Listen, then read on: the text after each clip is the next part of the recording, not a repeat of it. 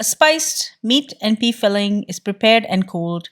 Rice paper is then dipped in water. It's cut, stuffed, and folded. It's then lightly sprayed with oil and cooked in a preheated oven till crispy.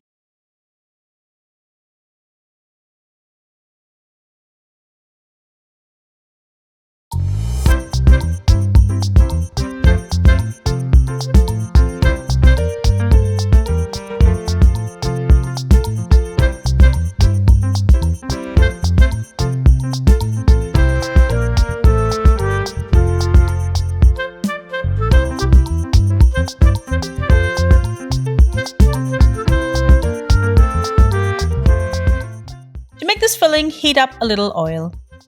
Add in half a cup of diced onion and saute.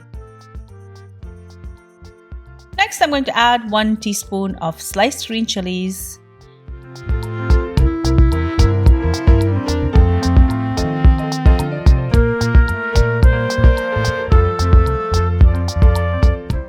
add 2 teaspoons of ginger and garlic paste.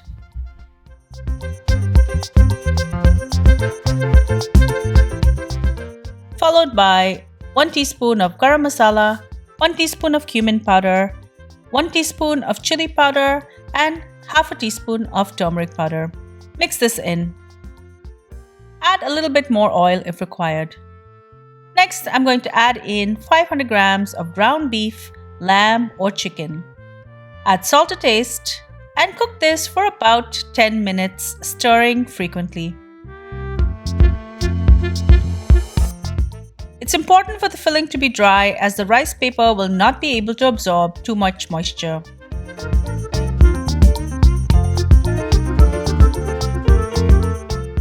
Add in half a cup of chopped coriander,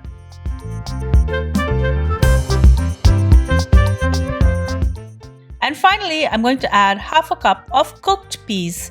Normally, if I'm making a moist filling, I usually will add my peas in frozen and allow them to cook in the liquid of the filling. But since this filling is quite dry, I pre-cooked it and I'm just going to add it in. Allow the filling to cool completely before using, or make this ahead. There are various sizes of rice paper wraps, but I've chosen to use the 6-inch wrappers as they will make cute little samosas. You will need a wooden board, wooden is best, and a dish for soaking the wraps. You need the cool filling, and I also like to keep some kitchen towels on hand to mop up any extra moisture. I'm going to dip my rice paper in room temperature water. Take it out and place it on the board. To cut this in half, I prefer to use a knife or a cleaver instead of a scissors as it's a lot easier. Separate the two halves and leave them on the board.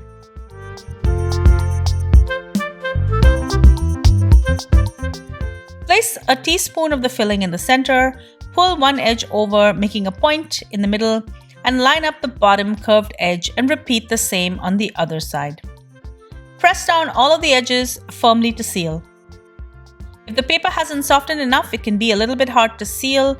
If it's too soft, it's hard to handle, but when you get this just right, it's very easy. You just have to find your balance. As you make the samosas, just lay them on a parchment-lined baking tray.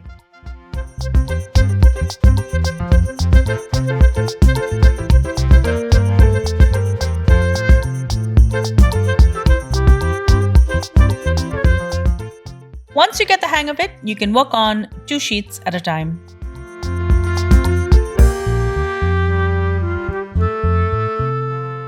Once you have a tray done, spray them with some oil, and then I'm going to bake them in a preheated oven at 350 degrees for about 20 to 30 minutes, and I'm going to turn them over in between.